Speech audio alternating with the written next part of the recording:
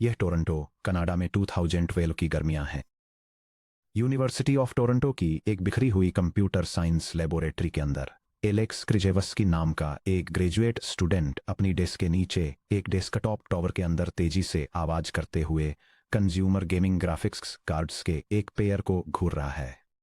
उसके बगल में फेलो रिसर्चर इलिया सुतस्केवर और उनके प्रोफेसर जेफरी हिंटन एक बेंचमार्क रन के खत्म होने का बेसब्री से इंतजार कर रहे हैं।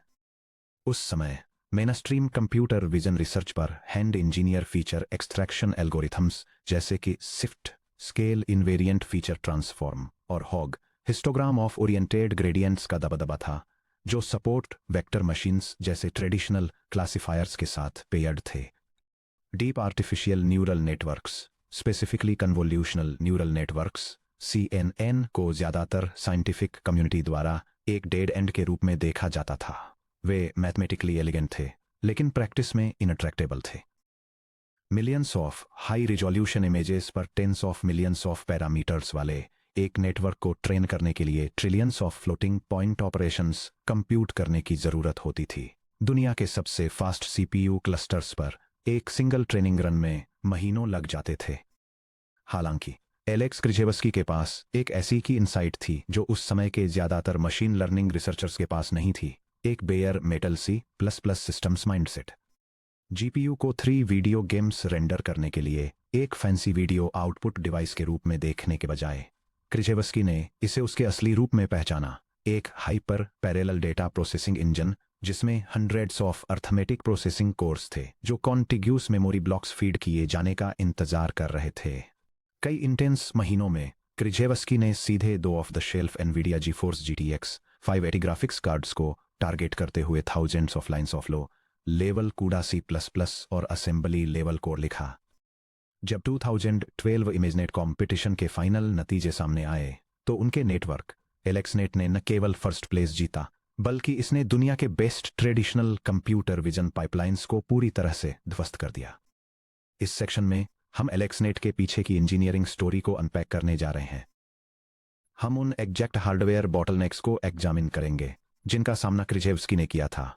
ये देखेंगे कि उन्होंने सिलिकॉन से मैक्सिमम परफॉर्मेंस निकालने के लिए कस्टम कूड़ा C++ कर्नेल्स को कैसे इंजीनियर किया, और ट्रेस करेंगे कि उनके बेयर मेटल ब्रेकथ्रू ने मॉडर्न AI रेवोल्यूशन को कैसे शुरू किया।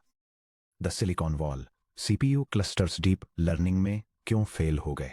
एलेक्स क्रिजेवस्की ने जो अचीव किया उसे अप्रिशिएट करने के लिए हमें पहले यह समझना होगा कि CPU क्लस्टर्स पर रन होने वाला traditional C++ code early 2010s में डीप लर्निंग में इतनी बुरी तरह क्यों फेल हो रहा था। जैसा कि हमने सेक्शन 19.8 में एनालाइज किया था, एक high end CPU core single threaded highly branchy execution streams पर अल्ट्रा लो लेटेंसी के लिए बनाया जाता है। 2011 में एक top of the line server CPU में 8 to 16 कोर्स हो सकते थे जो 3.0 गीगाहर्ट्ज पर ऑपरेट करते थे और AVX जैसे वेक्टर एक्सेटेंस को सपोर्ट करते थे जो 256 बिट SIMD रजिस्टर्स को या पर इंस्ट्रक्शन 832 बिट फ्लोट्स को प्रोसेस कर सकते थे। अगर आपने स्टैंडर्ड CPU लूप्स का यूज करके एक traditional C++ deep learning engine लिखा तो आपका मैथमेटिकल थ्रूपुट बहुत जल्दी एक लिमिट पर आकर रुक जाता था। यह कैलकुलेशन 2012 के एक सर्वर सेंट्रल प्रोसेसिंग यूनिट की पीक प्रोसेसिंग परफॉर्मेंस को डिटरमिन करता है। यह maximum theoretical single precision floating point operations पर सेकंड का एस्टिमेट लगाने के लिए प्रोसेसिंग कोर्स की संख्या को वेक्टर ऑपरेशंस पर साइकिल और क्लॉक स्पीड से मल्टीप्लाई करता है। भले ही आपने इसे MPI मैसेज पासिंग इंटरफेस के जरिए 100 CPU सर्वर नोड्स के क्लस्टर में स्केल किया हो, फिर भी आपको गंभीर multi node latency overheads, high power draw और बहुत ज़्यादा हार्डवेयर कॉस्ट्स का सामना करना पड़ता था। फिर आया NVIDIA GeForce GTX 580 जो 40 नैनोमीटर फर्मी माइक्रो आर्किटेक्चर पर बेस्ड था। यह एंट्री 2011 के एक ग्राफिक्स प्रोसेसिंग यूनिट के टेक्निकल स्पेसिफिकेशंस को लिस्ट करती है, जिसमें इसकी ओवरऑल कंप्यूटिंग कैपेबिलिटी को दिखाने के लिए इसके processing cores, clock rate, memory size, memory bandwidth और peak single precision floating point performance की डिटेल्स दी गई हैं। एक PCIe स्लॉट पर लगा हुआ एक सिंगल $500 का कंज्यूमर GPU हजारों डॉलर्स की कॉस्ट वाले एक एंटरप्राइज CPU सर्वर सॉकेट के मुकाबले लगभग 8 टाइम्स ज़्यादा रॉ कंप्यूट थ्रूपुट और 5 टाइम्स ज़्यादा मेमोरी बैंडविड्थ रखता था। हालांकि इसमें एक कैच था। 2011 में पायटॉर्च या टेंसरफ्लो जैसे high level deep learning frameworks exist नहीं करते थे। उस समय एनवीडिया की standard matrix math library cuBLAS large square general matrix multiplications या GEMM के लिए ऑप्टिमाइज्ड थी, न कि स्मॉल फिल्टर कर्नेल्स वाले टोले डी इमेज कन्वोल्यूशंस के यूनिक मेमोरी एक्सेस पैटर्न्स के लिए, जैसे 11 टाइम्स 11 या 5 टाइम्स 5 स्लाइडिंग विंडोज। अगर आप एक GPU पर एक मैसिव कन्वोल्यूशनल न्यूरल नेटवर्क को ट्रेन करना चाहते थे तो आप सिर्फ एक पायथन लाइब्रेरी इंपोर्ट नहीं कर सकते थे। आपको चैप्टर 1.1 के बेयर मेटल माइंडसेट को अपनाना पड़ता था, यानी एक टेक्स्ट एडिटर उठाएं, CUDA C++ खोलें, PTX असेंबली आउटपुट को इंस्पेक्ट करें और मैन्युअली टेंसर मैथ को सीधे हार्डवेयर स्ट्रीमिंग मल्टीप्रोसेसर्स पर मैप करें। Section break. एलेक्स क्रिजेव्स्की का bare metal quest building CUDA convnet. Alex Krizhevsky ने अपना ground breaking neural network code high level scripting languages में नहीं लिखा था। उन्होंने एक कस्टम हाईली ऑप्टिमाइज्ड C++ या CUDA इंजन लिखा था जिसे CUDA कॉन्वनेट कहा जाता था। यह समझने के लिए कि CUDA कॉन्वनेट दुनिया के बाकी हर इम्प्लीमेंटेशन से बहुत आगे कैसे निकल गया, हमें यह देखना होगा कि क्रिजेव्स्की ने SIMT एग्जीक्यूशन पैराडाइम चैप्टर 18.7 और parallel tensor math principles section 19.3 को सीधे फर्मी GPU सिलिकॉन पर कैसे अप्लाई किया। नाइव 2D कन्वोल्यूशंस के साथ प्रॉब्लम। एक स्टैंडर्ड C++ डेस्कटॉप एप्लीकेशन में एक इनपुट इमेज आई पर फिल्टर कर्नल के साथ ऑपरेट होने वाला 2D कन्वोल्यूशन आमतौर पर नेस्टेड फॉर लूप्स का यूज करके इंप्लीमेंट किया जाता है। यह C+ फंक्शन एक सेंट्रल प्रोसेसिंग यूनिट पर एक standard multi channel 2 dimensional image convolution perform करता है। यह output channels, image dimensions, input channels और कर्नेल डायमेंशंस के थ्रू इटरेट करने के लिए नेस्टेड लूप्स की एक सीरीज का यूज करता है।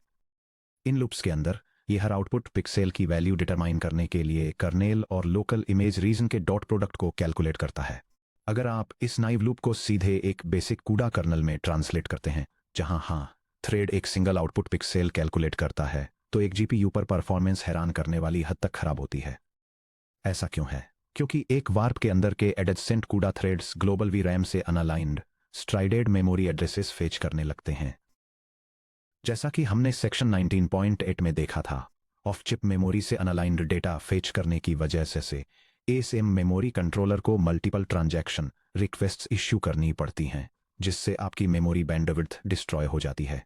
इस फिनोमिना को अनकोलेस्ड मेमोरी एक्सेस कहा जाता है। क्रिजेव्स्की के माइक्रो ऑप्टिमाइजेशन टैक्टिक्स। क्रिजेव्स्की ने खुद असेंबली ऑप्टिमाइज्ड CUDA कर्नल्स लिखकर इस बॉटलनेक को बाईपास किया जो अग्रेसिव शेयर्ड मेमोरी टाइलिंग और रजिस्टर फाइल रीयूज को इंप्लीमेंट करते थे। Shared memory staging. Inner convolution loop के दौरान स्लो ग्लोबल VRAM से डायरेक्ट लीड करने के बजाय एक थ्रेड ब्लॉक ने इनपुट इमेज और फिल्टर वेट्स के एक 2D पैच को ASM के hyper fast 48 kilobytes shared memory bank में कोऑपरेटिवली लोड किया, जो कि ASM के अंदर लो लेटेंसी SRAM ब्लॉक है, जिसे हमने सेक्शन 19.8 में मैप किया था। Register tiling. क्रिजेव्स्की ने अपने कर्नल्स को इस तरह स्ट्रक्चर किया कि हर इंडिविजुअल CUDA थ्रेड ने सिर्फ एक सिंगल पिक्सेल के बजाय आउटपुट मैप का एक छोटा सब टाइल कंप्यूट किया। उदाहरण के लिए 4x4 पिक्सेल्स। थ्रेड के डेडिकेटेड फिजिकल रजिस्टर फाइल के अंदर इंटरमीडिएट एक्यूमुलेटेड सम्स को स्टोर करके उन्होंने कैश के राउंड ट्रिप्स को पूरी तरह से एलिमिनेट कर दिया। अनरोलिंग और इंस्ट्रक्शन लेवल पैरेललिज्म या ILP। उन्होंने explicit PTX inline assembly instructions का यूज करके इनर मैथमेटिकल लूप्स को हैंड अनरोल किया, जिससे यह एंश्योर हुआ कि फर्मी आर्किटेक्चर की ड्यूल इशू इंस्ट्रक्शन पाइपलाइंस हर सिंगल क्लॉक साइकिल पर पूरी तरह से फुल रहें। यहाँ एक सिंपलीफाइड कॉन्सेप्चुअल रिप्रेजेंटेशन है कि कैसे क्रिजेव्स्की के टाइल्ड CUDA कन्वोल्यूशन कर्नल ने GPU कंप्यूट लेंस को सैचुरेट करने के लिए शेयर्ड मेमोरी में डेटा लोड किया।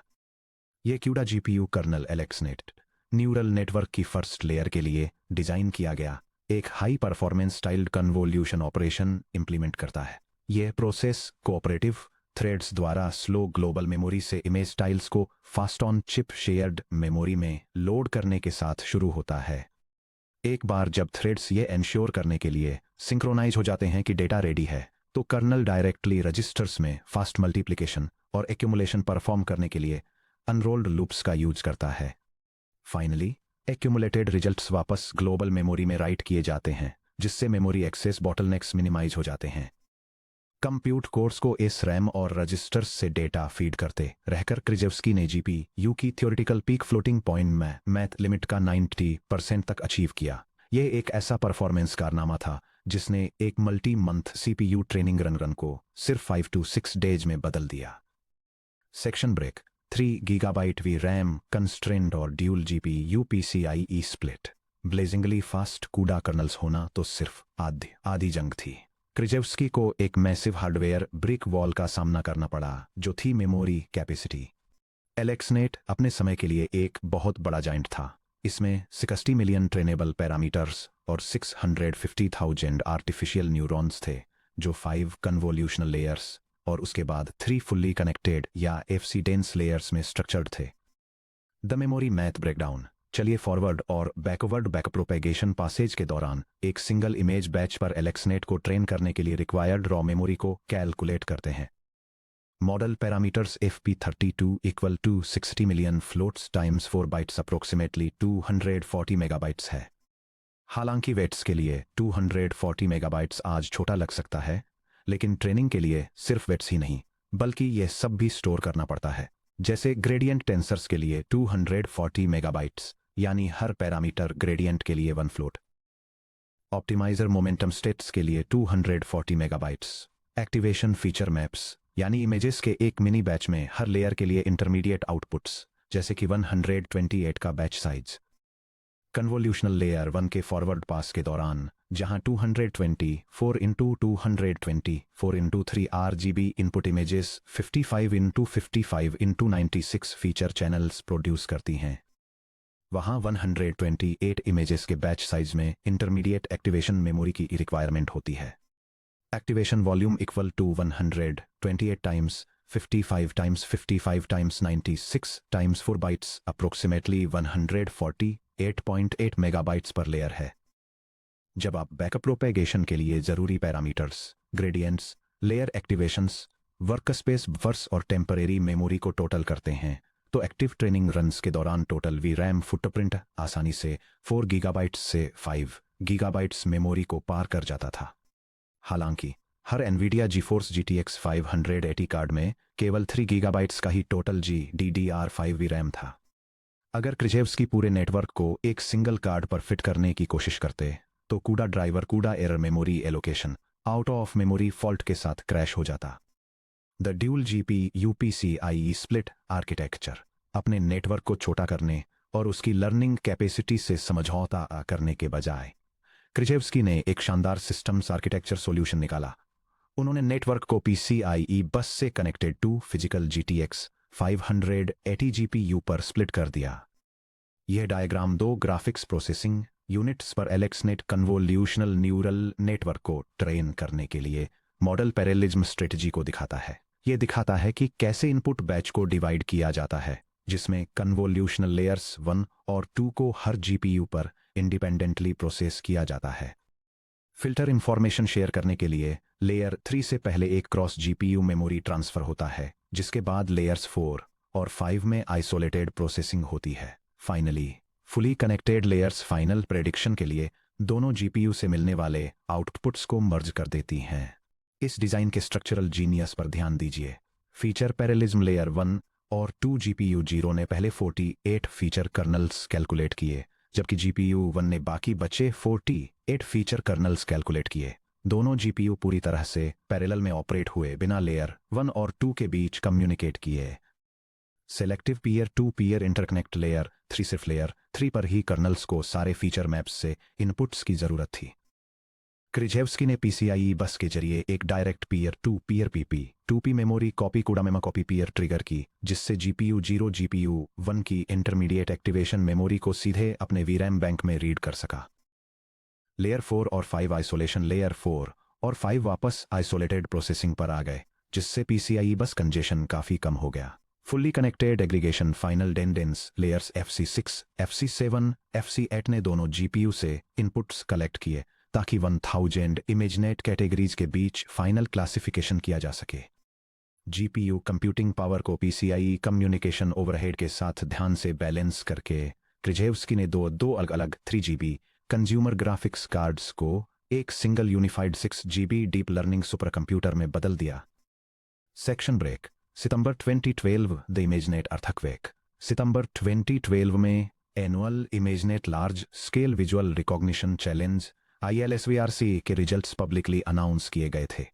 बेंचमार्क डेटासेट बहुत बड़ा था, जिसमें 1.2 million high resolution colour training images थीं, जो 1000 अलग अलग ऑब्जेक्ट कैटेगरीज में फैली हुई थीं, जैसे डाल्मेशियन और कंटेनर शिप से लेकर कन्वर्जन वैन और स्कूटर तक। मीट्रिक था टॉप 5 एरर रेट, यानी उन टेस्ट इमेजेस का परसेंटेज जहां मॉडल के टॉप 5 प्रेडिक्टेड लेबल्स में सही आंसर शामिल नहीं था। यह टेबल डिफरेंट टीम्स के परफॉर्मेंस मैट्रिक्स, उनकी टेक्निक्स और उनके टॉप 5 एरर रेट्स को कंपेयर करती है। विनिंग टीम सुपरविजन, जिसमें एलेक्स क्रिजेवस्की, इलिया सुतस्केवर और जेफरी हिंटन शामिल थे, उन्होंने 2GTX580 GPUs पर एक डीप कन्वोल्यूशनल न्यूरल नेटवर्क, जिसे एलेक्सनेट के नाम से जाना जाता है, का यूज करके 15.3% का एक breakthrough top 5 error rate achieve किया। इसने रनर अप ISI को सिग्निफिकेंटली आउट परफॉर्म किया, जिसने 26.2% एरर रेट अचीव करने के लिए हैंडक्राफ्टेड सिफ्ट और फिशर वेक्टर्स के साथ क्लासिकल कंप्यूटर विजन का यूज किया था।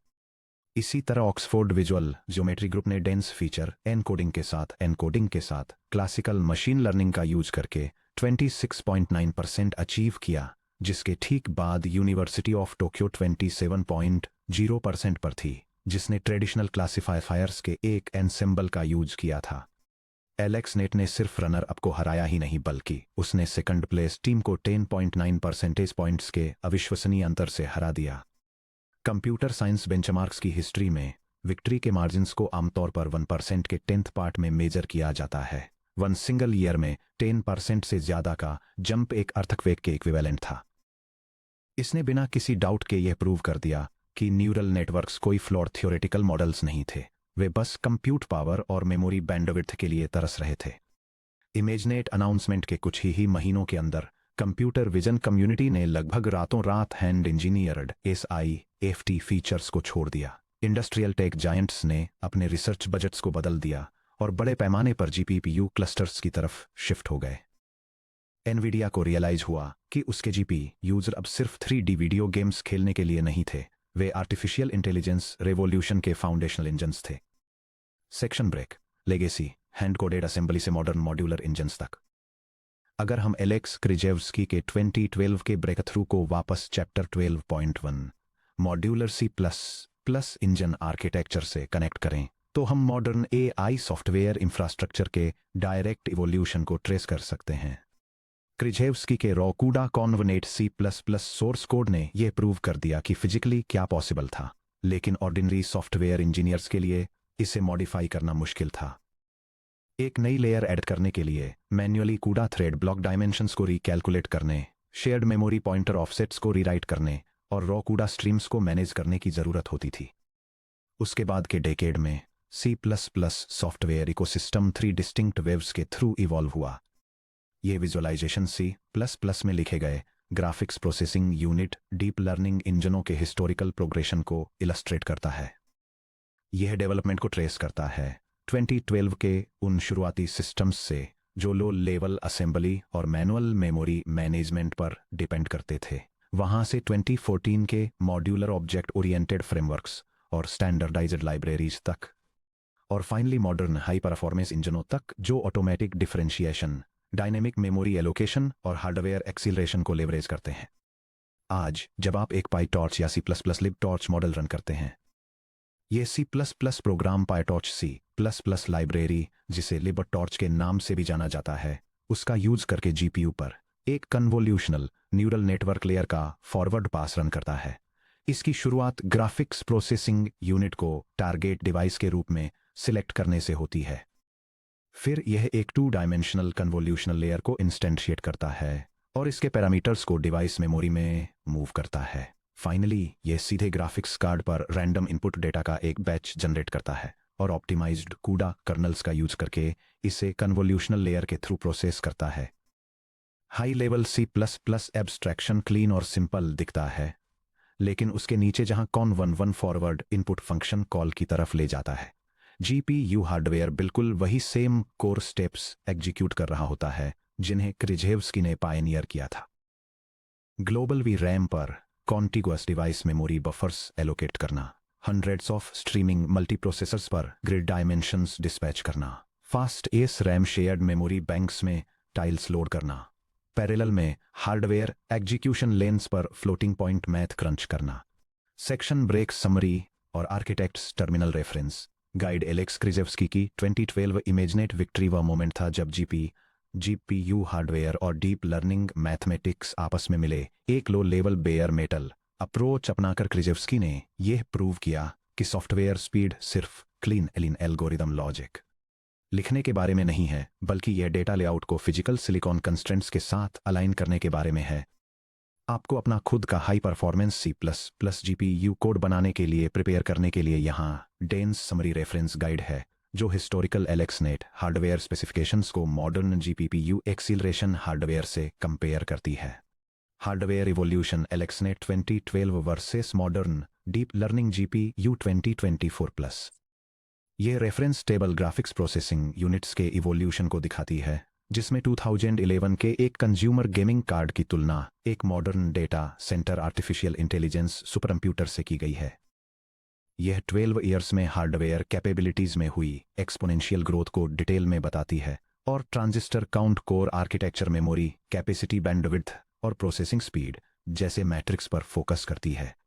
Section break.